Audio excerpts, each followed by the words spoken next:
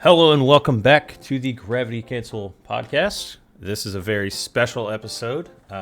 It's an increment of 5, so you know what that means. We have a new guest.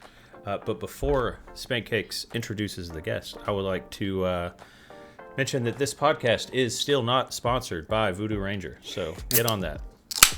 But we're not sponsored. Yeah, we're unofficially sponsored. They just don't know it yet. So, Rox, it's been 5 episodes since we last had a guest. Sparky was wonderful. Yep, and I'm very excited about this one. You worked your magic yet again. So, shall I get on with the intro? Well, yeah, we were kind of waiting on that. That's what you were kind waiting of fell flat on that one. As the late, great Macho Man Randy Savage once said, this guest is too hot to handle and too cold to hold. He is the best Lance player in the world, and he is your favorite pro's favorite pro. Introducing Cosolix. Cosolix, how you doing today? I'm good. You said favorite pro's favorite pro. That's it, man. You're everyone's favorite pro's favorite pro. It took me a second to wrap my head around that one. I was like, which favorite pro is? You know, if someone likes Sandstorms, you know, you're Sandstorm's favorite pro. You're Boomy's favorite pro. So you are knowledge. I don't have that knowledge. I'm just making an assumption. Just making an assumption. Yeah. How you doing today? I'm good. How are you guys? Really good. Not too really good. shabby. Excited to have you. So I do have to ask, what did you think of my? So I did the same thing with Sparky, and I think I'm just gonna make it like a trend that for every guest episode, I just randomly pick someone that I want to be on the podcast, and I make a fake announcement video for it and tweet it at them because it's worked 2 times now. But what did you think of my awesome announcement video? I thought it was good. I think having announcement videos over just DMing people is a really smart way of getting good guests on the show, especially when you're starting from like Scratch. yeah, basically. Yeah, exactly. So it's really smart, and I thought too. the video was very entertaining. And hopefully we can also clear some things up that was mentioned in the video. It's so funny because there was it's like a joke trend, and I mean like legitimate like joke trend that Spancakes has this imaginary rivalry with you that you don't know about. Because whenever you started the Freelo podcast, we were on like episode 6 or something, and he was like, "We have competition now. Cosolix has started a podcast," and I was like, "Oh, well, we're fucked." Yeah, Rock saw it as a threat. I saw it as competition. Although I was like, "Oh no, we're over." You said when you're starting from scratch, it's just good to DM people. We've been starting from scratch for a whole year now, so yet to get the ball rolling. Yeah, not to take away from my time with the guest, but May 20th is our 1-year anniversary, and around May 20th, we're going to be streaming the final episode of Showdowns on Twitch. So keep that in mind. 12-hour 10 charity of our stream. listeners. So. All right, so we got a list of questions here for you, Cosolix. Rox, I guess I'll kick it off. Cosolix, how did you get started in Brawlhalla, and what was the catalyst to going pro?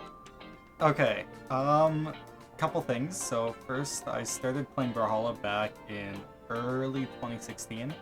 The game went into public beta in December 2015, and I was a struggling Minecraft YouTuber wannabe with like 400 subscribers. And one of my Minecraft friends, he showed me Brawlhalla, and just from square one, I started playing it. And I'm like, oh, this is fun. I'll make a video on it. And there's a video to this day live on YouTube of the first day when I played Brawlhalla. I was a level 5 I have to watch Orion that. player. Is it on your current channel? No, so I had a Minecraft channel called Mechanical. My name's Cole, and my dad came up with that name. Pretty good name. Oh, that's cool. Yeah, thank you. And so I posted Minecraft videos like my whole life. Started when I was probably too young to even be allowed to post, but we don't tell YouTube. And I just always wanted to be a YouTuber my whole life, and so I learned the hard way how to fail and how to succeed. And when I just started playing Brawlhalla, like my content wasn't very good whatsoever, but I was having fun with it, learned a lot, and I'm glad that I picked up the game that now I love. That's awesome. It's funny that you mentioned an old YouTube channel because So, me and my buddies, I'm 27, and most of my buddies are in that age range, and we all grew up with Yu-Gi-Oh! And I don't know how or why, but recently we got into the new Master Duel game, and we've been dueling one another. So I had to break out some of my old secret knowledge. Pulled up my old YouTube channel where I did Yu-Gi-Oh! Deck builds. And it's the cringiest thing ever because originally I'm from Kentucky, and if you don't know where that is, that's about as like redneck as it gets in America, or pretty damn close to it. So even though I sound like a bit of a redneck now, oh buddy, you've heard nothing. I sound like a hillbilly. But Nick was like, my buddy Nick, he was like, where'd you come up with this deck build? It's so outdated, but you still beat my ass with it. And I was like, I had to pull up my old YouTube channel, dog, and I showed it to him. I have like 150 subs. And he just goes, why the fuck do you have a Nintendo 2DS unboxing video with 30,000 views? And I was like, listen, buddy, I have no idea. That's like the only video on my channel that has more than like 5 views. That's the peak of your fame. Yep, I like to go off on tangents, so feel free to tell me to shut the hell up every once in a while. No, I was gonna say 30,000 views is great, but like you mentioned that you don't really understand why you did, like why that video did so well, and like that's something that I personally care a lot about, understanding like why certain videos do better than others and how to reproduce that kind of stuff. It's what I want to do for a living. Yeah, listen, social media and we kind of do this as like a side hobby. We tried to like pop off with streaming like a year or two ago, probably closer to 2 years, just as a hobby. But like I've done a whole lot of research. It's so much harder to be a content creator than people realize, especially, I mean, you get burnt out on the games you play, especially if you're not like a variety streamer. Either you get burned out on the game that you love and you're passionate about, or you have to be a variety streamer and you're playing games that you do not give a shit about, but you're doing it for views, right? Well, the big dilemma is every year it gets more difficult to stand out. Like, if you want to get views, at the end of the day, you need to stand out. You need to do something different than other people. And if you're streaming, think of when you're streaming, why would anyone watch me? Would I be watching myself? Right? And if the answer is no, and you can't think of anything, I wouldn't be streaming. Oh, I watch all my VODs. I love myself. I'm awesome. So that was how you like got started in Brawlhalla, but like at what point, because content creation is different than being a pro, right? Yeah. So I'll link the two for you because I didn't even finish answering the first question. What was the catalyst? Basically, when I was in middle school, I had a friend. It's fine if I say his name. His name's Nathan, and I haven't really talked to him at all recently, but in middle school, the dude grinded Brawlhalla. I was a gold player, just like playing casually, and this guy was like diamond, and then BCX 2016 rolled around, and he flew out to BCX. And that's awesome. This dude placed 33rd or something. Like, wow. Pretty respectable at that time, like 2200 player. I looked up to him because he was the smartest guy I know, and I think he's still one of the smartest guys I've ever met my own age. And so I really wanted to beat him. I did whatever it takes to get better. And when I entered high school, I brought my laptop to school. I was watching Brawlhalla YouTube. I really watched like a lot of content creation, like on Dini, Dobrain, specifically Dobrain to the series where he did Brawlhalla Jeopardy. Or what? I don't know. I think Dobrain hosted it, and then like other people jumped on. Like I'm pretty sure Defensive was on one, Berthan, Egg Soup. It was really. I remember watching that in a Starbucks. Like, that's crazy cool. Thank you. But yeah, I loved it all, and I really just wanted to get better, and so I set small elo goals for myself. I was playing non-stop every single day. One day I hit diamond, and then just that dopamine rush when you get that new peak elo, I'm like, okay, I gotta increase it by 50. And then I gotta increase it by 50 again. And now, I want community colors. How do I get those? I can win them from playing in tournaments? Bet. And then I went to like challenge, entered my first tournament. I won it, but like I was like a low diamond player. It's like just for a community color. And then like once you get into the community, like you're trapped. You're there forever. Oh yeah. Yeah. But that's like Baron will always be the lore guy. Yeah. But yeah, I just kept doing that, and then there was a LAN event. I'm like, oh, I want to go to this LAN event.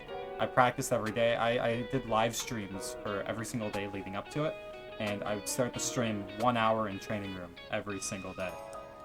And yeah, when I went to LAN, I placed top 8 in ones and twos. So that's awesome. What Thanks. tournament was that? That was Shine 2017. Shine 2017. And who's your partner? I teamed with Little Cap. Little Cap? Oh man. Yep, that was both our first top 8. Nice. We played doubles together. We lost to Crocky Doppy, but we beat the team that came second that tournament, Starlight and Astro. We beat them earlier in that tournament. Really? So they came back from losers? Yeah. Oh man, that's a bummer to lose to who you knocked out. Well, we didn't lose to them in the bracket, but like we beat them in the bracket. Then they outplaced us because they went on a losers round. Okay, yeah. Side. Same thing happened in ones. I beat Remy, who was seed 2, and then they came second. The curse. Yeah. Just that tournament. Yeah, I remember whenever I first started playing, or like paying attention to Pro Brawlhalla, I'd been playing for a little while, is whenever you and Wrench played twos a lot, and I was the biggest Cosolix Wrenched fanboy out there because I found out you played on controller, and I was like, oh, I play on controller. And I was like, do you still play on controller? Thank you.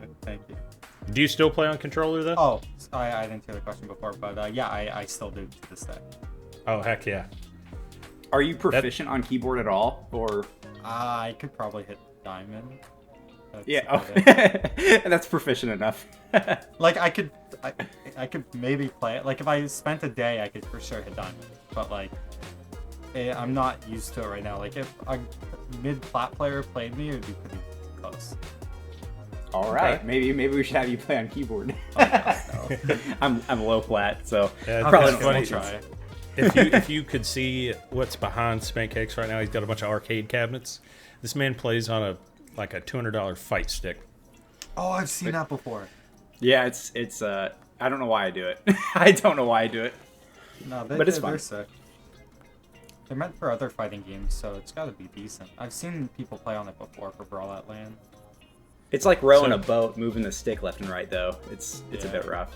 Actually, I think I played Foda on LAN, and I used one of those like fighting pads, like buttons and the joystick.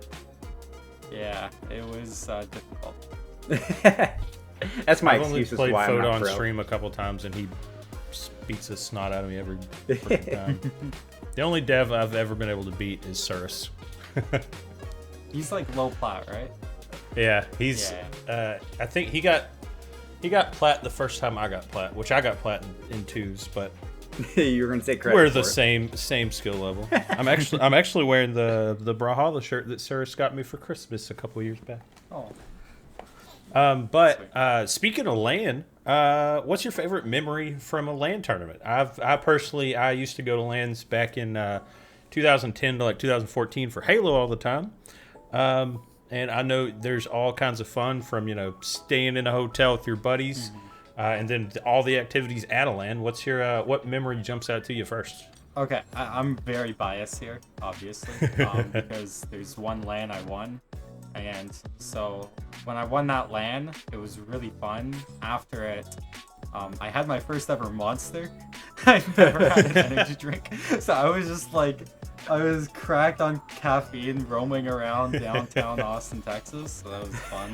They were like scooters, we were like trying to ride the birds, I think that's what they're called. And we couldn't pay for them because I was 14 or 15 at the time, so we were like half stealing them, half not. Like it's not like we're stealing them, but like we're trying to ride them without like it allowing us. It's hilarious. Joy riding the scooters. Yeah, exactly. And then right after that, my hotel had a pool on like the roof. So we went to that. I went for a swim. It was with Wrenched, Tiffany, and Hyper Hero. And then we were just chilling.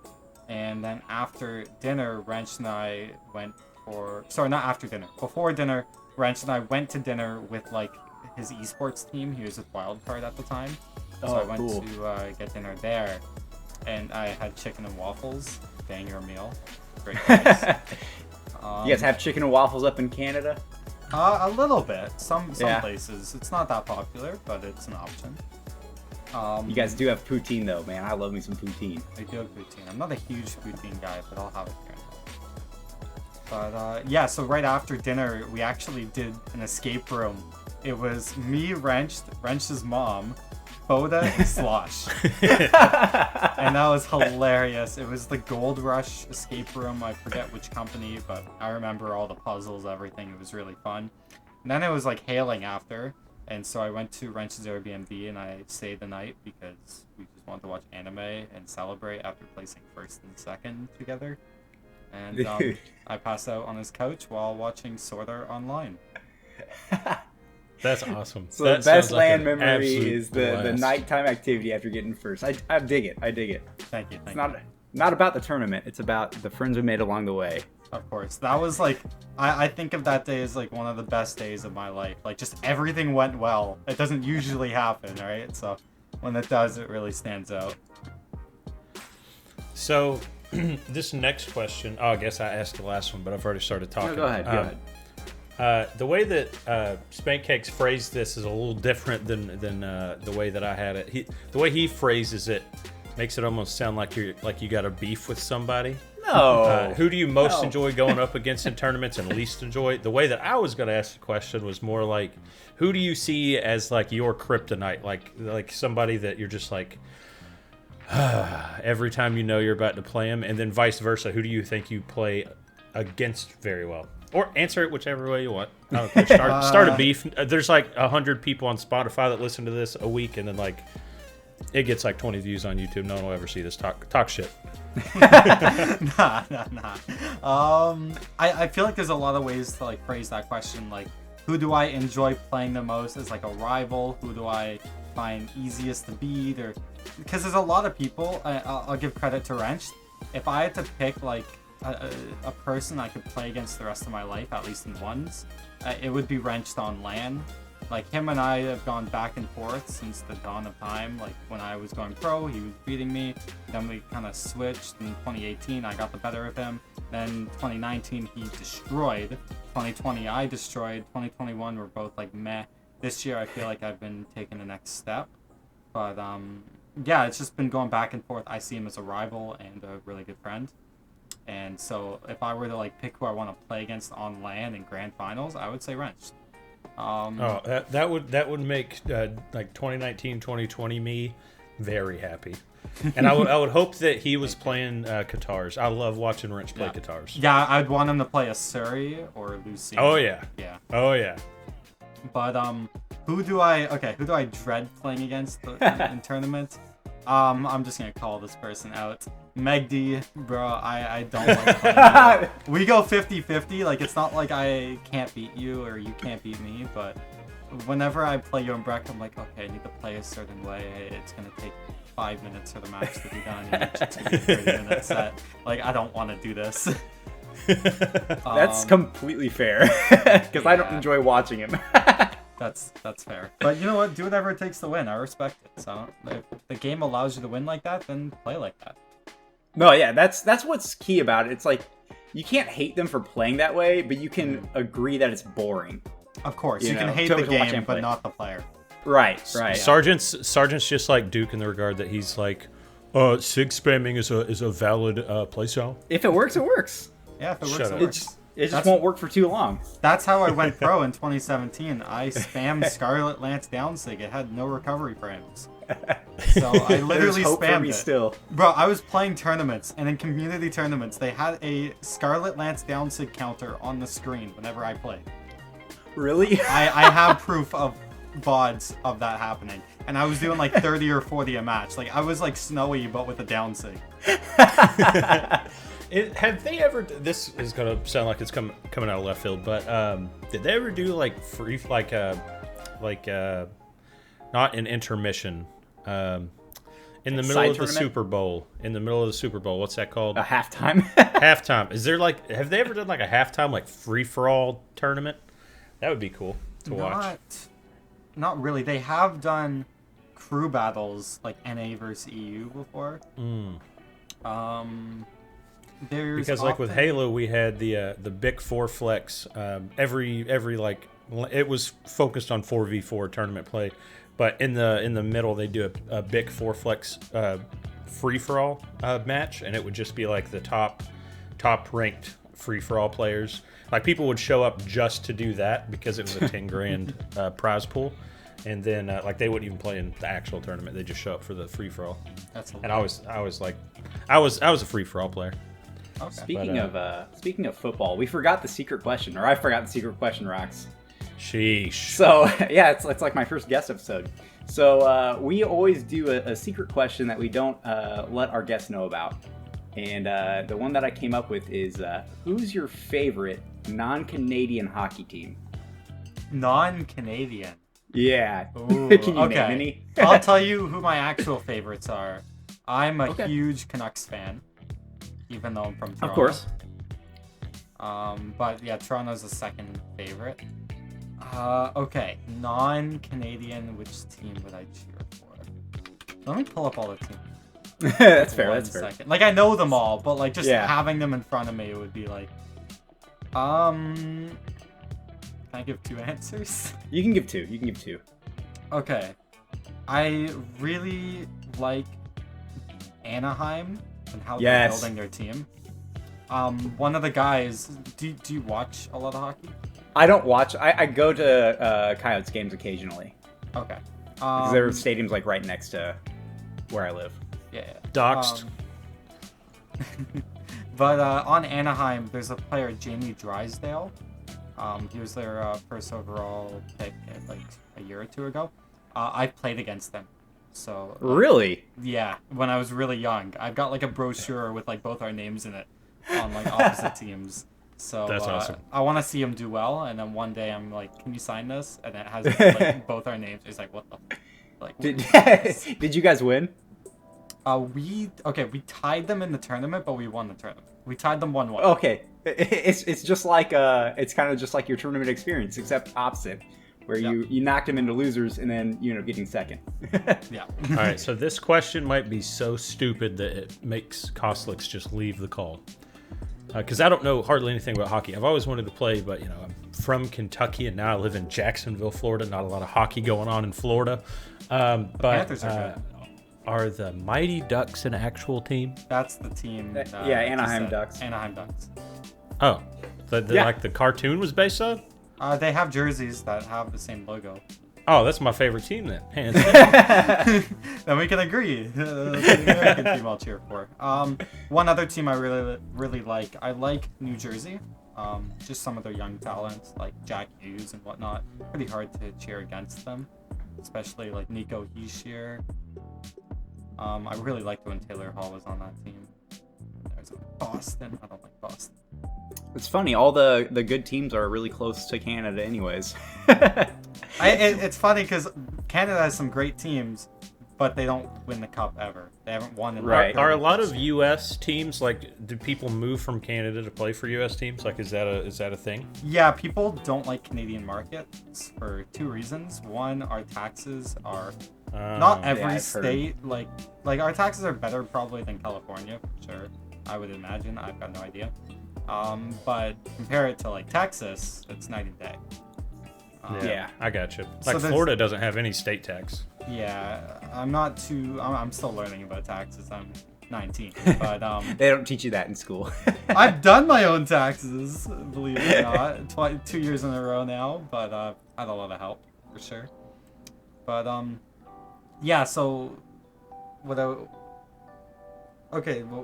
I forget what I'm saying. Anyways, back to the regular. Where was I going with that? My bad.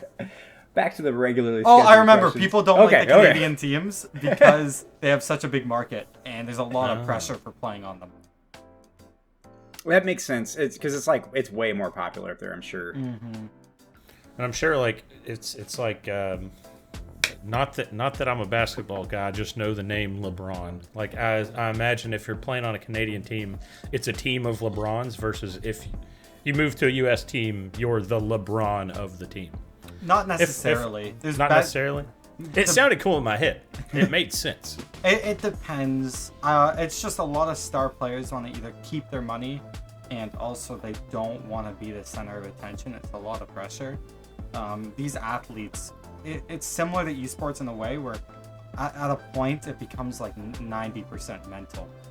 Mm-hmm. Yeah. Like you'll see a lot of these athletes just get like therapists, and not because I need them, it's because to be a pro and to stay consistent, you need them for your job. It's a bit different. But yeah, it's sports therapists. Yeah, it makes sense. Anyways. Do you see Zesty comment in the Discord? Did you guys just turn this into a hockey podcast? We did. I'll have to get a little bit more educated, and then we'll have a hockey podcast. What legends do you want to see played more in tournaments for Brawlhalla, not for hockey? Any Lance legend. Any Lance legend. I can agree with that. Hey, one. Shout out to Stingray. Was he playing Vector? Oh, no, he played Orion, didn't he? Orion. And Orion is arguably the best Lance legend. I just don't like Spirit. His signatures are, I mean, there's, of course, it's a meme spamming Orion signatures to get into gold whenever you first start playing. But, I mean, his signatures are pretty decent.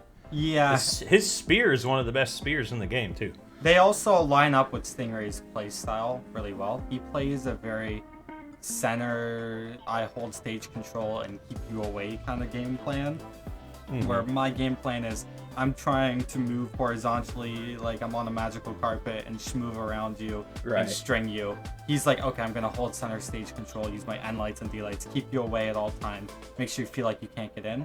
And his movement, he does this thing called an empty hop, where he like jumps fastballs very often, and that doesn't change your horizontal velocity very much, if not at all. So he just really likes to hold that center ground control stage.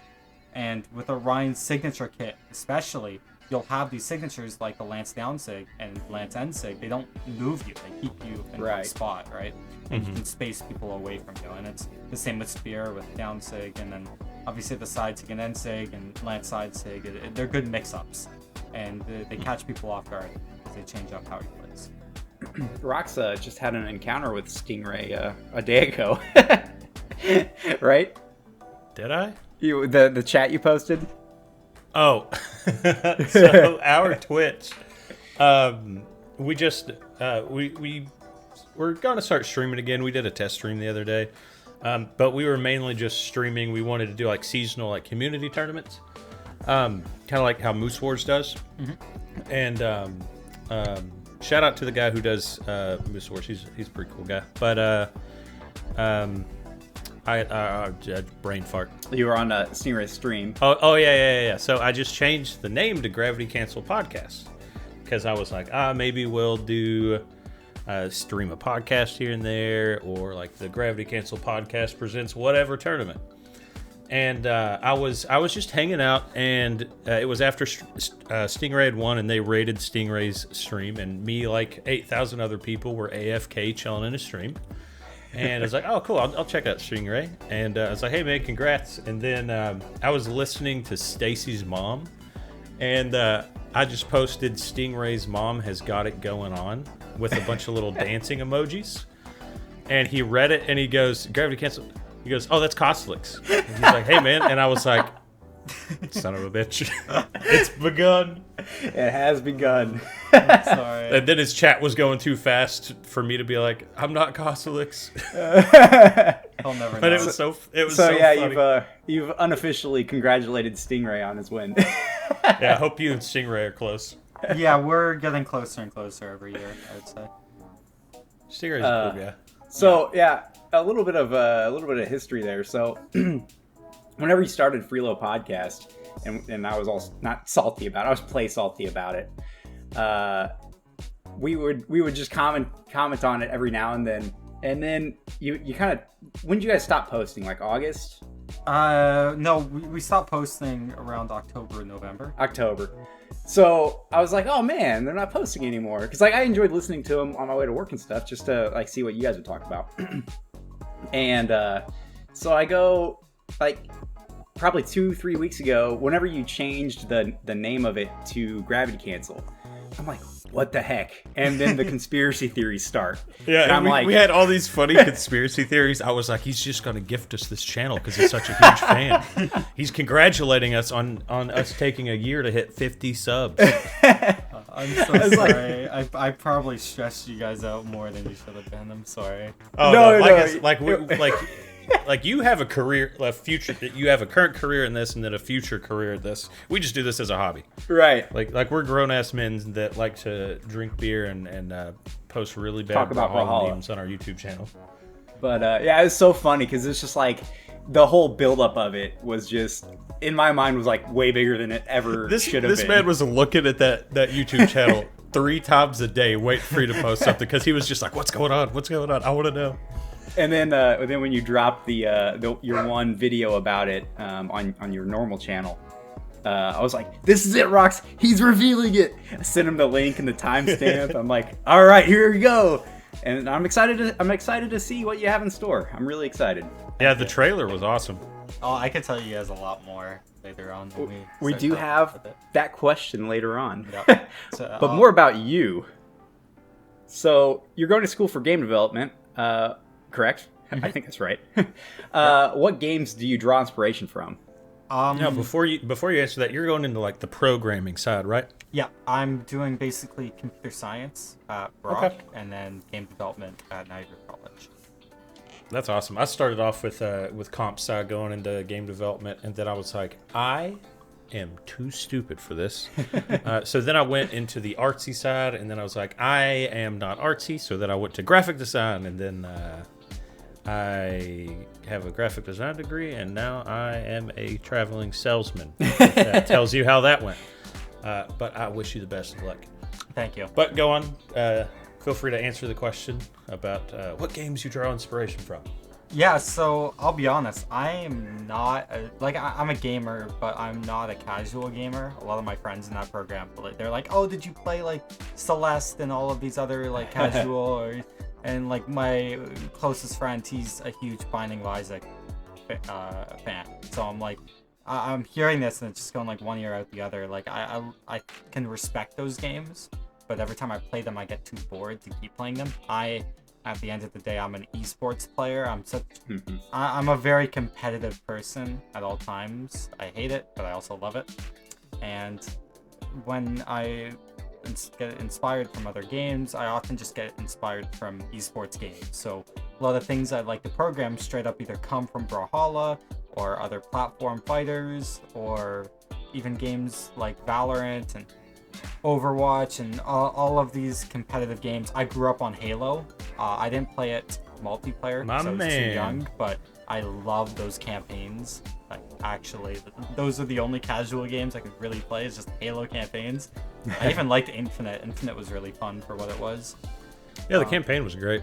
Yeah, the only critique I have is the antagonist is just a guy that's bad. Yeah, he's kind of weak. There were a couple. It was fun. They're trying to do the Destiny thing where it's going to be like 10 years from now, we're going to get the final expansion, and it's going to be great. Yeah, but which is what nobody wanted. But well, it keeps the game alive long term. It's just that first update, that real one with the co-op campaign, and aren't they releasing like Forge or whatever? Buddy, listen, I could complain about this all day. You're making it sound like a good thing, which is a good thing that it's coming. It will be a good thing, but the fact that it's not out now is a bad thing. Exactly, because like there's a whole community of people that don't even play the multiplayer. They just spend hours and hours in Forge making community maps. And back in the day, you would, if you made a good enough community map, it would be put in rotation and maybe even played at tournaments. Yeah, a big problem with Halo is they struggle to give players a reason to keep playing. Back in the day, obviously, they had that answer. But when you release a game that's basically just campaign and a casual multiplayer, why would any casual player keep playing it after like the first month? Yeah, I hit max rank, and then like 2 weeks later, I uninstalled it, and I was like, I'll see you in season 2. Yeah, that's basically what happened to me. I just hit like high gold or plat or whatever, and I'm like, this is fun, but it's repetitive. I don't have a reason to climb. I don't think Onyx is that hard. I could probably get it pretty easily. It's not like Valorant where these ranks have like so much appeal to it, and like there's a lot behind the rank in Valorant. Like, it's very difficult to progress the rankings, so when you get them, it means so much to people.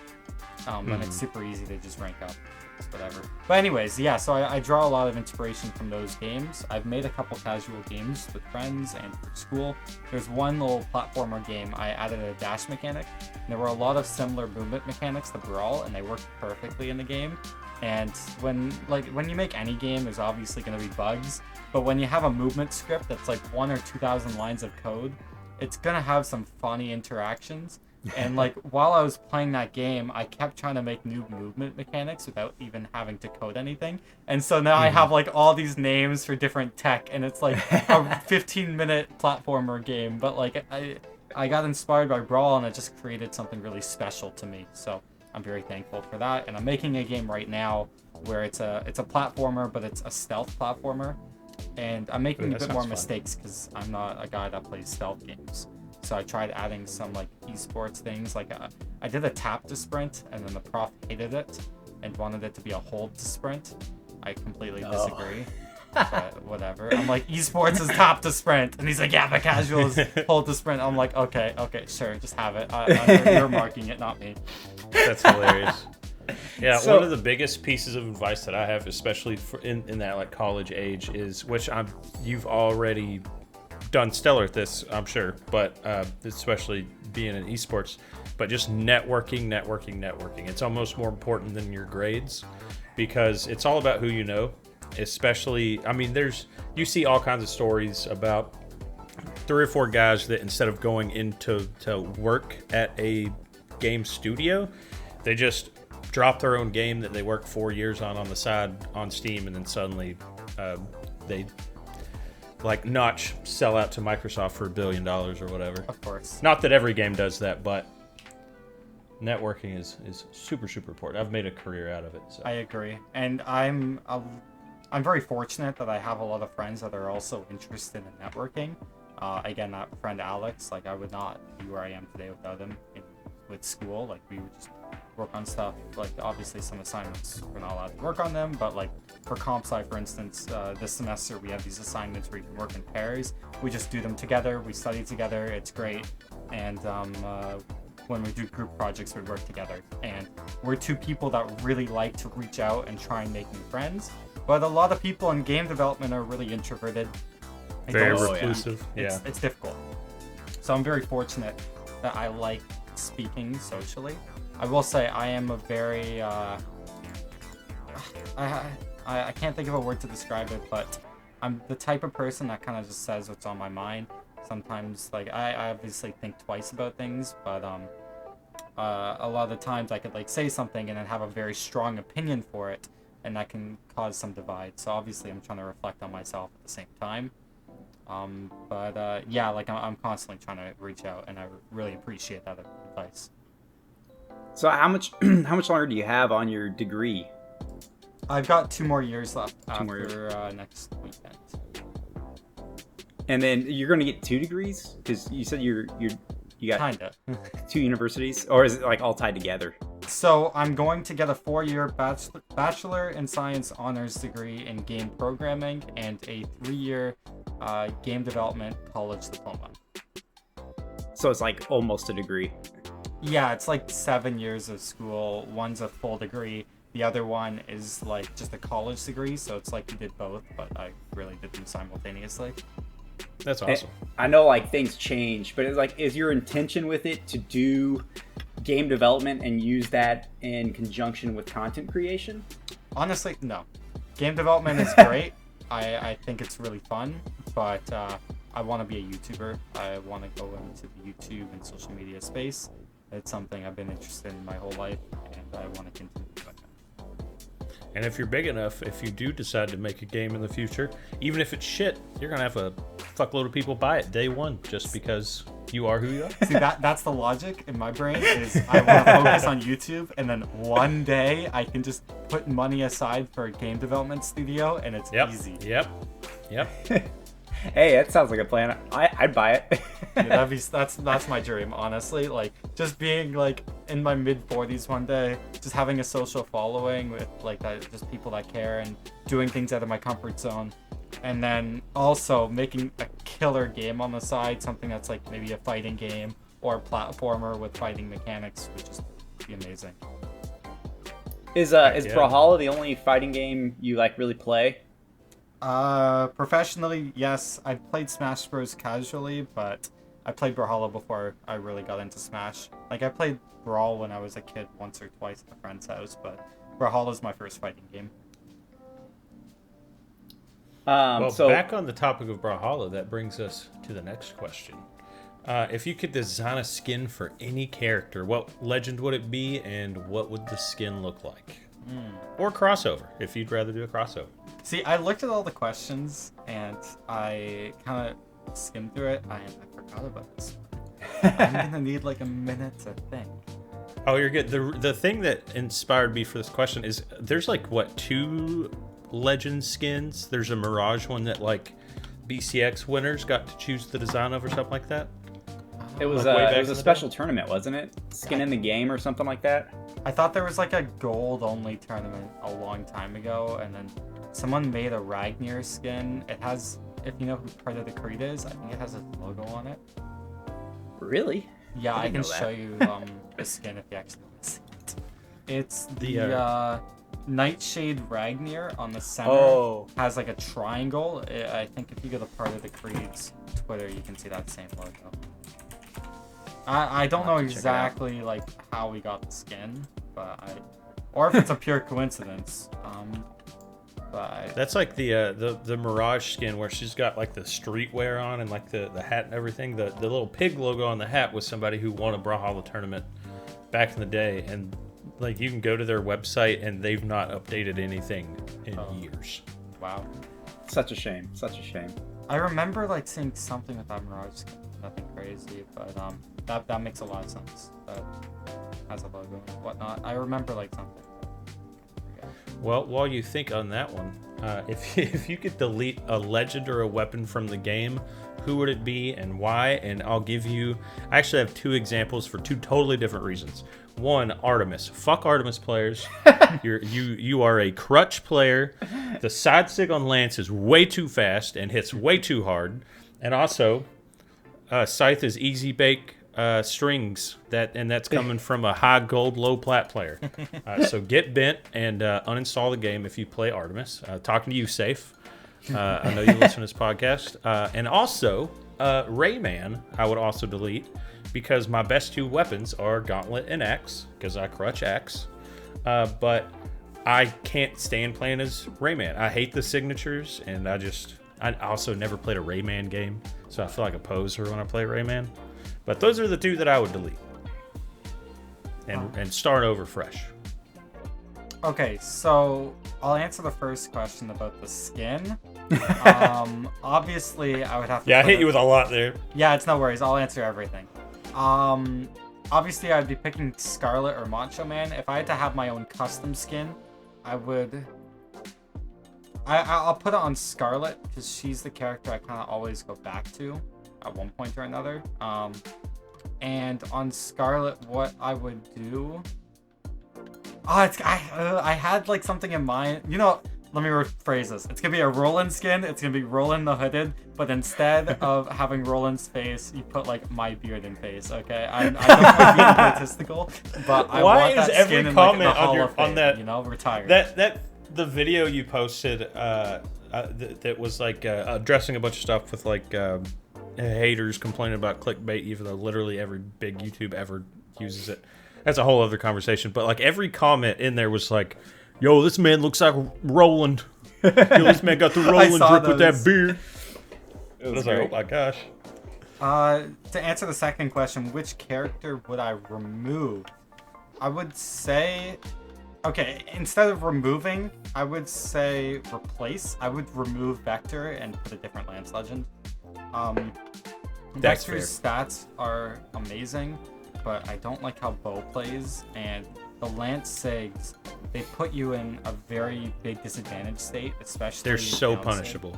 Yeah, they're just very punishable. The N-Sig is really unique and cool, but if I use it, I'm automatically off stage and in a bad situation. Compared to like an Orion N-Sig, where It's quicker, I stand on the ground, and has crazy force sensitive rating. Or like Scarlet Hammer Ensig, same thing. Even the Lance Scarlet Ensig, it doesn't send you horizontally off stage, it keeps you vertically moving. That's the one where she like rides it up into the air, right? Yeah, exactly. So like even that signature, like it's really good. Obviously the Orion one's a bit better, but like the Macho Man one is really good, where you just the Ensig diagonally upwards. One's Lance, it's good to have horizontal movement, but then also keeping people away. You don't want to run into them. You don't want to be stacked on Lance. And yeah, it's horrible. The Vector Ensig just sends you in a really bad disadvantage state off stage. Although it is like broken, it's like really good and really bad at the same time, and it just makes it weird. That was such a perfect answer from a pro. Like, it's completely valid versus mine is just pure hatred towards Artemis, which is hilarious. Polar opposites. What about you, Spanky? Who would you delete? I wouldn't delete anyone. I like everyone. Here we go. I like everyone equally. Okay. No, I would probably go with Raymond as well, but from a different perspective. I don't like the fact that Raymond is canonical to Brawlhalla now, since he's an actual character and not a crossover. You also hate that your twos partner won't play the that's he the has other a chance reason. at getting good with.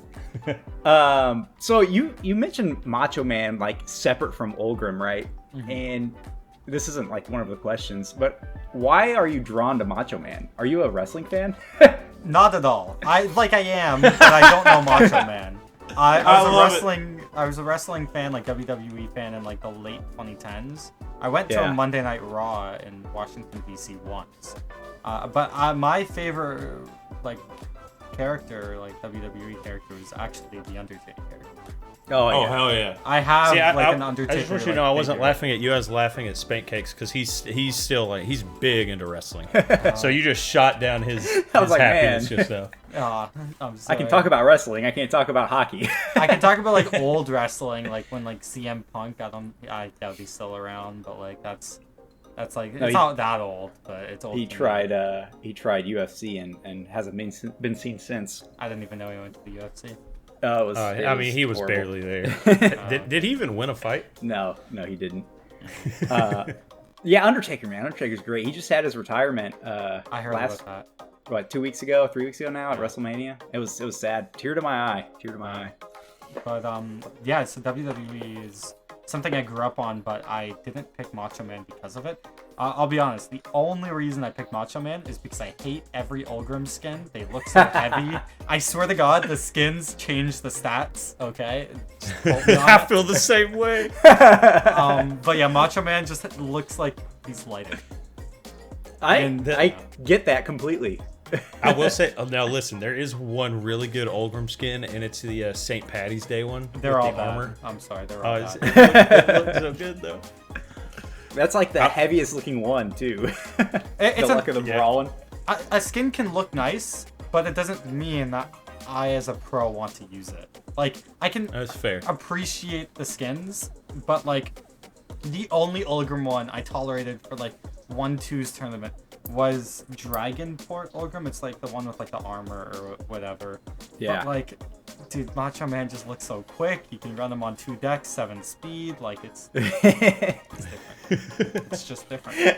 I completely get that, and I've never considered that previously to this conversation. That's awesome. So the big topic that I'm excited to talk about, and I'm sure you're very excited to talk about, is your channel Gravity Cancel. Not to be confused with this Gravity Cancel podcast.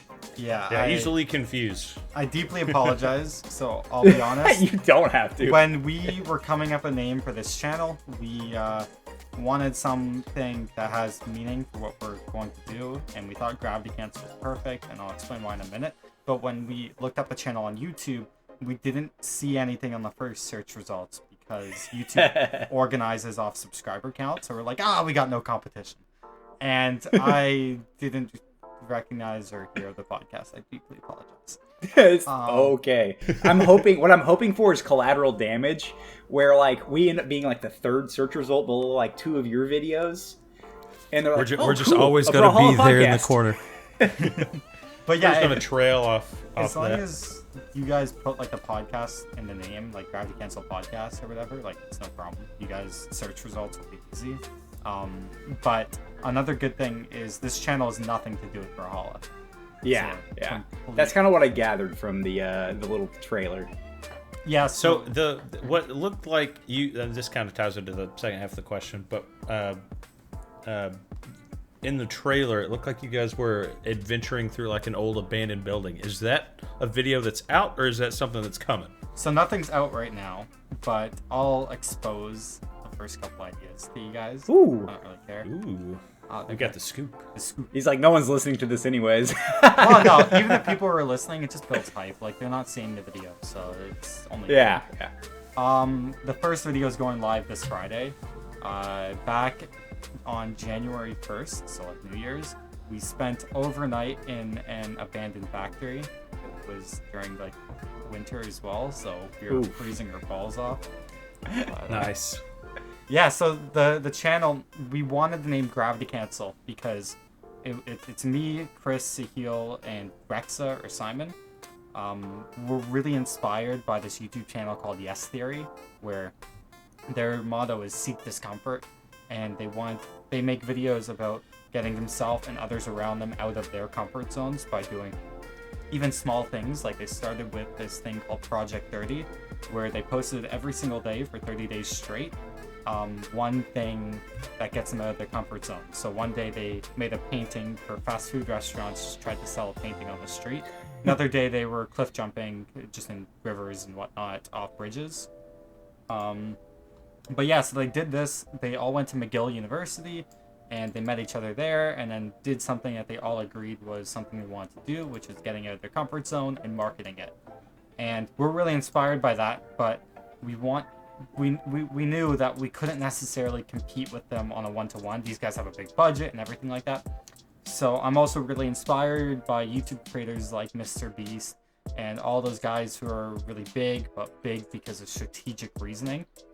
And I think that there's going to be a niche between having a group setting about getting out of your comfort zone, but then also scaling it in a way where the ideas get crazier and crazier.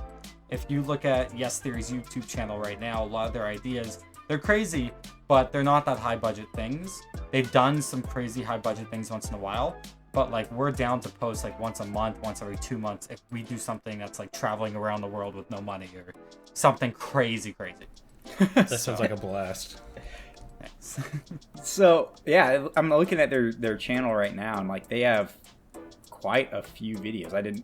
You had mentioned it in the trailer, and I'm like, I couldn't find it at first because I didn't quite register that you said Yes Theory. I thought you said Guest Theory, and I'm like, I can't find anything called Guest Theory. But it looks like they have quite a diverse type of videos. Like they do many different things. Of course, but it all stems back to like getting out of your comfort zone, which then the name Gravity Cancel, we see life a lot like gravity. It's a constant force that tells us to do things in a constant way. And like Brawlhalla, Gravity Cancel, you can do grounded attacks in midair. This type of this difference is we wanted to do things that are out of the ordinary and change up our regular life in ways that we couldn't even think of. So the first thing is spending overnight in an abandoned factory. We were getting chased out by security, and it was really fun. And then some of our other videos that we're going to be posting. Some of them right now are starting off on smaller ideas. We're working on a budget, and we're trying to make the best we can. But once we get a little bit of following, monetize it, then we're just throwing all our money back into it. The next videos, Sahil and I were handcuffed for 24 hours to each other. That was fun. That's gonna be a good one. We did a video where we said yes to strangers for 24 hours. So we would ask strangers, like, what should I eat? Where should I go? What should I do? And we had to say yes. Oh, wow. That's a good one. That one sounds fun. Thank you. And yeah, it's honestly just the start. We have so many future ideas where we're just constantly trying to go bigger budget, crazier, bigger, better. And we're really willing to put in the work. As far as one of the guys, Rexa or Simon, he currently lives in the UK, but he's moving to Canada just for this YouTube channel. That's awesome. Thank you. Yeah, I think I thought I saw a post from him relating to that. He's a Brawlhalla player, right? Yeah, so he's a Brawlhalla content creator, used to be. But what the real reason, like, it's not one of the only reasons. Like, the guy has so much going for him. But one thing that he did really well is he grew a TikTok channel to 1.4 million followers.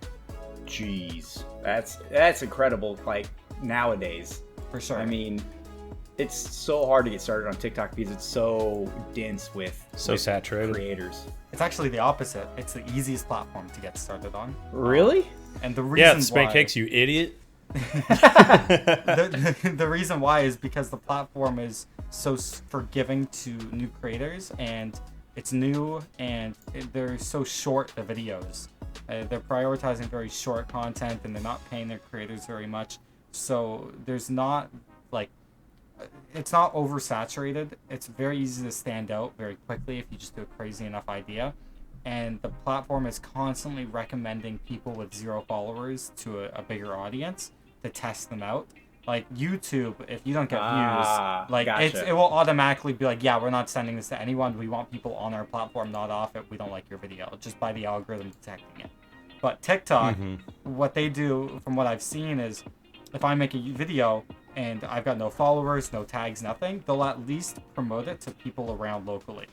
Being like, okay, what do you guys think? And then if people like it, then they'll send it to more people and more people. They're very forgiving for new creators. So it's more of a you could go into a whole conversation about how just why TikTok's so successful, because attention spans and yada yada yada, and the fact that you, every time you complete one video as you're swiping, you get that little bit of serotonin or dopamine, and that's why people just sit there and scroll it over and over again, versus they'll sit there and watch 100 videos in an hour, but they don't want to sit and watch the same video for an hour. For sure. And I think another thing about it, it's not just the short format being more entertaining, it's that it's easier to be as entertaining as possible in a shorter video. The problem with YouTube videos is they're getting so long, they're like TV episodes. And it's really hard to hold people's attention span throughout the entire video. If I make a very boring video on YouTube and people watch only for a minute or two and then click off it, YouTube does not want that. They will not promote your video more. So it's really about having a format where creators can easily make the best possible product, and that's by limiting the actual size. If you only need to edit 10 seconds, that is 100 times easier than doing something like 10 minutes, right? Yeah, absolutely. Or like 15 minutes or whatever the number would be. So what's your target video length for your channel? We don't have a target length. We just want to make it as entertaining as possible. But we're going to be doing TikTok as well, kind of doing both platforms. YouTube, we're going to keep our most entertaining, best possible things. It's really like that Mr. Beast approach, where you are just trying to make the best possible video ever, and you're constantly trying to one-up yourself, and we will not post if we don't think it's a good video. That is for sure. And so what you're wanting to be is more like the slow-mo guys approach. I don't know if you're familiar with the slow-mo guys, but they might post like once a month, and it's like an event. Like, oh shit, they just posted a new video. I have to go check it out. Yeah, it's the versus same like thing. I follow a guy. Yeah, like I follow a guy Astacross on. He does Destiny videos, and like every day I get a notification that he's posting a new video, and I'm just like, I'll get to it later. Yeah, but like if a slow-mo guy's video drops, I'm like, oh shit, it's been a hot minute. Exactly. No, I completely get hop that. I'd rather be excited, once a month than dread the notification, 3 times a week or 4 times a week. Yeah, and it's a big thing I dread about my own channel as well. I love making YouTube videos, but I'm also a student, and I get a lot of confidence from a lot of the money I spend is money I make.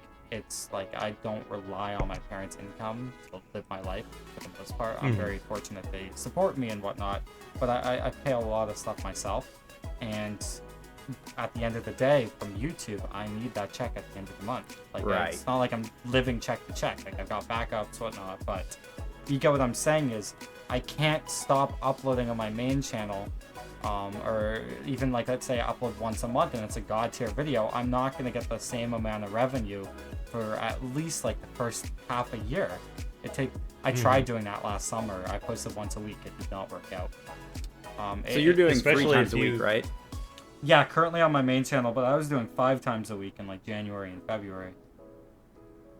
Especially if you're doing something like if you're paying like an editor or someone to handle your social media accounts, that's more money that you have to dump into it that you don't see a return on. Of course. Until a year later. That's exactly why we wanted to make Gravity Cancel as well. More like my reason is I wanted an outlet where we can make something as high quality as possible, but I just couldn't do that with my main channel. Not with school, not with being a pro. I try and balance like school life, like a social life, school, pro, Brawlhalla, my Brawlhalla YouTube channel, now this.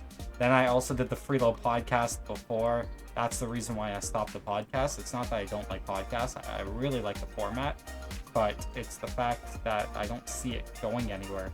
And I'm not at a time in my life for me to sit down once a week for 2 or 3 hours and put in the work after to put on streaming platforms. I can't do podcasts. Let me try that one more time. Podcasts are tough because in the past 2 years, due to COVID, every white guy in America and in North America decided to start a podcast. And we are like the most stereotypical white dudes that started a podcast. We drink craft beer, and that's what we talk about half the time. And we start a podcast about our niche hobby. And well, it's fun though. For a game that your target audience for the game is under 20, and people don't start really listening to podcasts till like they're over 20. But here's the thing: is they're starting early, and that demographic of Brawlhalla is aging. Yes, absolutely. And so, hey, we have hope in a couple of years, Rox. Yeah, and that's like, I mean, we just again we kind of do this as like a hobby because we're both already slaves to that adult life. Slaves to the corporation. Exactly, but like seeing one comment on one of our podcast videos that had like, I don't know, like 50 views or something.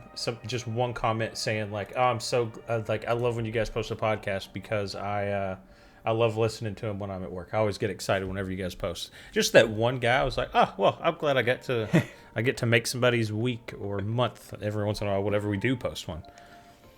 I felt that same thing when I was doing Minecraft YouTube. But once you start getting a lot of views, like obviously I care for every comment equally and whatnot, but it's not the same. It doesn't feel like the same because your brain automatically associates it. Like I see comments every single day on Twitter, YouTube. I read them all. Like eventually, if you do something enough times, you become numb to it. That's everything in life.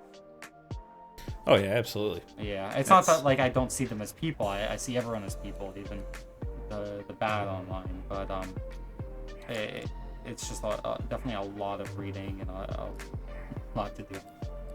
Well, fortunately, especially when you grow out of that, like whenever you're small, any comment's going to be a positive comment, right? Because people are nice and they genuinely generally people who post on like low view videos or sub count channels, they're trying to be nice and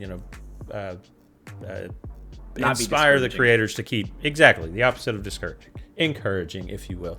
But once you get big enough, then come the haters and I know that's such a generic term to use, haters, but they're just like people that want to be toxic or start arguments with other people in the comments, and then I'm sure that is just mind numbing to have to sift through to find the good comments.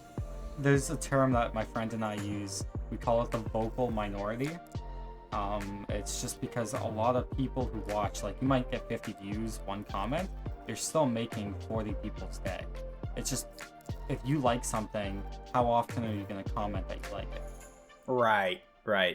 But if you hate something, how often are you going to comment that you hate it? Every time, probably. Or most of the time, exactly. Right? So it's that vocal minority. And that's the worst part about digital media is every social media platform caters to that vocal minority because they stand out and the majority doesn't speak. I mean, same thing. Like how many restaurants have you eaten at and been like, man, that was a fucking bomb ass burger, or that was some awesome pizza, and then you're like, I'm gonna go give them a Google review.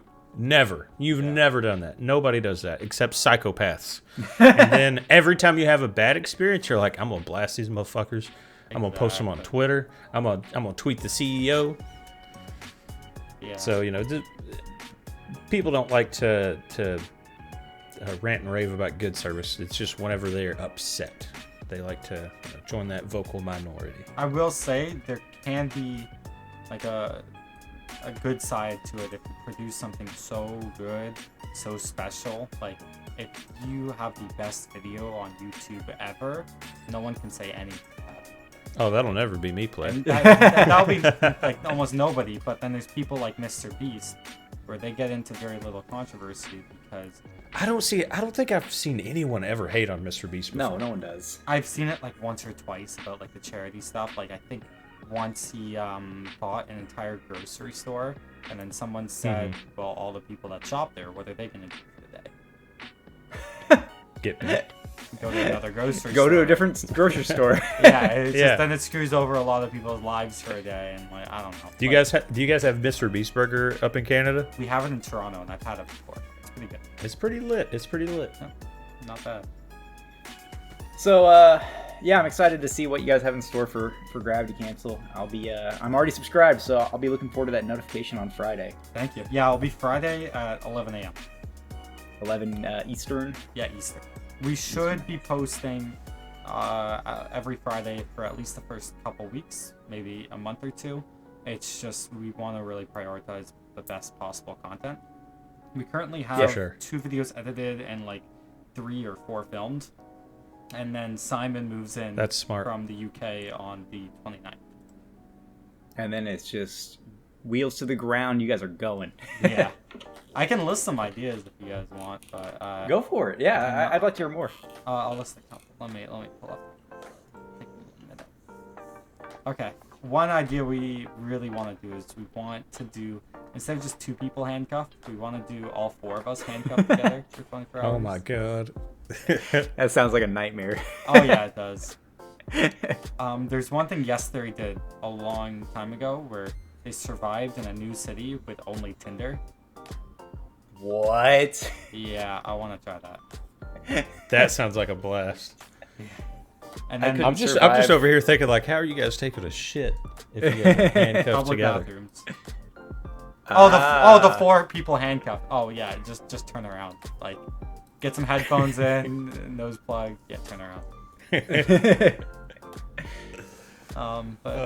Yeah, no, it just would be really fun to like live in that level of discomfort, or abandoning one of us in the middle of nowhere without a map. Come home. Oof. Oh god. Just like crazy stuff like that. Obviously, be like 2 people challenges, so like you can get better footage and whatnot. Yeah, just we definitely want it to be like a little bit travel oriented because we're not comfortable with travel yet, and there's so many things around the world put us in levels of discomfort, and to like switch up that normal. People don't travel every day. Like, we could be traveling around the world just for one video. Who knows? So I've never actually watched the show, but I know the gist of it. You should do like a 4-man Amazing Race type thing. Yeah, that's definitely something I should watch again. I remember watching like 1 episode as a kid. Amazing Race was so cool. You had to like get from the point A to point B with minimal hints and whatnot, and there would be like different hints at different cities or different intervals. Yeah, that would be cool. That'd be crazy. Yeah. Or you guys could like pair up in 2s and buy each other plane tickets to somewhere else, and you don't tell them where they're going. That would be the so airport cool too. Like one thing yesterday did recently is they went to an airport and they did a challenge to see which of 2 people could travel the furthest with no money. Oh, what? So they lived in the airport until strangers like gave them enough money to buy flights. Oh my goodness. And then whoever got the furthest. That would take forever. So I want to do that, but I want to do it one step further. I want to go either across the world or Canada, but with no money. So we would only spend money on like living expenses, obviously food, water, maybe a hotel if we need it. If not, we would live in the airport. But make your way across the country. Yeah, and Canada is what, 2nd largest country on Earth? Yeah, it's huge. Huge, especially east to west. It's longer. I don't know about that. You can't go to the North Pole. But, yeah. No, I'm super excited. I can't wait to see what you guys have in store for us. Thank you. Let's close it out with this last question. Rox, you want to hit him with it? What advice do you have for kids or grown-ass men like us who want to break into the elite ranks of Brawlhalla? Best tip I could give is just the fact that maybe 99, maybe 90, I don't know how many pros are like this, but I am not talented. I am not an athlete. I don't have a faster reaction time than anyone. I didn't play Geometry Dash every day like Sandstorm, so I'm not godly. I played Minecraft. I did Minecraft YouTube, played it casually, and I became a Brawlhalla pro. And how I did it was just figuring out ways to win. And at the end of the day, it's just how badly do you want to win. So if you really want to go pro in Brawlhalla, you can do it. It's just how badly you want it. And it's just the amount of practice and whatnot you're willing to put into it to get to where you want to be. And I can promise, if you put in more work than anyone, and putting in work, not just playing the game, but always improving, constantly finding ways to get better, you'll get there. Anyone will. All right. Rox, are you going to go pro this year? Probably not. That was the perfect time to plug a coaching service if you haven't. That would have been hilarious. See, I've been doing coaching, but I took it off the website because there's too many orders and I haven't had time because I have exams coming up. Yeah, but if you want replay reviews or merchandise, Cosolix.com. You should have just been like, if you go to Cosolix.com, $59.99 per hour. I will train you personally. That's how you get better. Yeah, we don't need the inspirational stuff. Just pay Cosolix. See, like, no, having a coach is like nice to keep track of improvement. But if you're like just trying to go pro, like when I coach people, I don't say things like, okay, buy a session and I'll keep up with you and I want to make as much money as possible. Like, no, I am going to tell you how to improve right now and going to show you ways that you can improve yourself going forward. Like, I don't expect you to get multiple sessions, right? So it's having a coach is nice, but at the end of the day, it's up to the player if they're the one that really wants to go pro or not. How often do you do coaching sessions? Like you said, you're back ordered. How many do you do a week? I haven't done them in the last week or two because of school, but I would do like 3 or 4 a week when I like grind them out. And it's what, half hour? Yeah, half-hour sessions, but it's just more about like planning them and whatnot. And it's a lot of talking. Same with like podcasts. Like I'm sure. Oh yeah. When you guys are done this, like you'll want to drink and just relax. No, it's horrible. Anytime Rox hits me up at work and is like, "We want to record tonight," I'm like, "No, I've been talking to people all day. I don't want to record tonight." See, bro, if I work in sales and I'm constantly talking to strangers like I'm their best friend, and I can get on and record, come on, player, come on, scientist boy. You don't work at a nuclear power plant. I got to talk to people and repeat back what they say every day. And like, horrible. I guess. Obviously, it's a bit different for me because I'm in school for like gaming or whatever. But it's like no different if you're like at school all day and you're not home at all and you're constantly there talking to people and whatnot. Like obviously, I might have a lot of fun doing it in the moment, but I'm gonna be very tired at the end. Yeah, talking's exhausting. That's why I try to avoid it as much as possible. So you started a podcast. So we started a podcast. I was quiet for a second there because I was trying to look up our Halloween Havoc tournament because I was like, Rexa, either I follow them on Twitter or they won our tournament. It was Zexus that won our tournament. Yeah, it was Zexus. Yeah. Rexa wasn't in there. No. I just got the names with an X. Speaking of Brawlhalla players and whatnot, Wubs. You've been playing with Wubs recently, right? So I played Wubs beat your ass, Spade Cakes. Yeah, Wubs beat my ass. Yeah, I played doubles with him at Steel Series. I'm very fortunate he invited me to his team because Wrench and I we didn't place very well at the beginning of this year. We're putting in a lot of work in ones and we don't practice twos as much as we definitely should. So we didn't qualify for the Steel Series 2s. We were like one spot out. And then Wubs was originally teaming with Anonymous Alex, and then Alex pulled out for, I think, private reasons, like some personal stuff. And then Wubs invited me to his team. So I played with him. I actually thought we did better than I thought we were going to do. Like, we took Cody Faison to game 5 after being up 2-0. Yeah, that was awesome. Thank you. I caught that match. We should have won it though. Go next. Yeah, and then they came second in the tournament. Like, they just went on a huge run after that. So who knows what we could have done.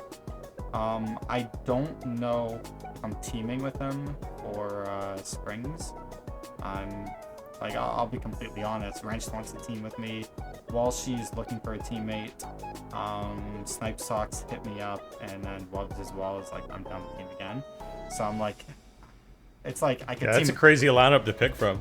Yeah, I'm very fortunate to be in a position where I can like make a decision like that, but I don't want to put people in that kind of. Like, I feel bad if they're waiting for my decision, but it's a tough decision because like I love Wrench as a teammate. There's no bad decision. Yeah, like I love Wrench as a teammate and friend, but then we don't practice. Wubbs, I'll practice a lot, but I honestly think I over practiced for 2s at Steel Series. I barely practiced for 1s, so I don't necessarily want to do that again. But then I don't want to let him down. Snipe Socks I haven't even played with yet, but he still hit me up. And then Walshy, he's like the highest PR player out of all of them by a long shot. He's like PR 12 or something. So he would probably be my best teammate in terms of having the best bracket, but I don't know how much practice he would want to put into it, especially because if he places well, then he'll make it at the mid-season in person, so we'll see. Oh, the mid-season in person is going to be so hype. I am so excited for that. Same, as long as I can qualify. I'm like just on the barrier right now. I'm like, it's top 13, then I'm 13. When are they making that decision? Is it after Springs? It's after Springs PR. So as long as you see me place top 12 at Springs and 1s, I should be good. Oh, that's easy. I'll try. Easier said than done, but for sure. It's mostly just as long as I win my matches on winner's side until top 12, I'm Gucci. Oh yeah. No. So Spancakes, we wearing Cosolix merch to BCX this year? I'll wear Cosolix merch to BCX. I'll wear Cosolix merch to the grocery store tomorrow. Bro, the merch, yeah. like, we made sure it was, like, actually stuff that we would wear in person, and I wear it in person. It's, like, not like Brawlhalla stuff. It's, like a clean logo and whatnot, a little hoodie and whatnot. It's a life brand. Exactly. Lifestyle brand. I got a mouse pad, a Cosolix mouse pad ordered to me, so I'll see what that's like. If it's good. Is it one of them that have like the big anime tits for the arm Dude, rest? I wish. Just like 2 big C's. But nah, it's just a basic one. You gotta upgrade to that one. Yeah, I'll reach out to the manufacturer. Don't steal. No, we're taking that idea. You can take the Gravity Cancel name. We're taking the anime mouse pad. Just put like G and C on like the 2 tip. All right. So to close us out, Cosolix, since you addressed the clickbait thing, I want you to come up with a clickbait title for this podcast episode. Okay, my stuff isn't. I don't try and clickbait. I know, but yeah. It's just like ironic. You know, everyone always says it, but realistically, like, you have to have something catchy, right? Because yeah, is it clickbait to take like the most entertaining part of the video and make it the title? No, I don't think so. I agree, and so I did that for those videos. I thought Arcadia would be the best character or be broken, and then she wasn't. And I'm like, oh well, that's bad. Wow, it's almost like people can change their opinion. I know, right? After they're presented with new information. It's crazy. Wow. So if you had to come up with a title, the most interesting thing that we talked about, we won't call it clickbait. The most interesting thing, what is it? I don't know. It's hard to like. You're like, it all sucked equally. See, when I make titles and thumbnails and whatnot, I take a lot of time of thinking of like multiple different angles and ways to market things, and then putting it up on like either YouTube or whatever platform you care about, and being like, okay, what looks better, and like how can we make this better? How can we make this worse? Right? Constantly comparing. So putting me on the spot, it's a little bit tough. If you give me like a minute to think about it while you do an outro, I might have an answer for you. Well, we won't hold you to it on this episode. We'll let you dwell on it a bit, and you can send it to us, and Rox will put it on the video. Okay. I'll think of a way to market this. Okay. Listen, I just want to save this. I just want you guys to know how much effort I put into my shitty thumbnails. Oh, I know you do. No. Listen, the podcast episode that had Sparky, where I shaved my head directly after. You've got Sir Roland doing the like where you're pointing at yourself with the thumbs, that emote.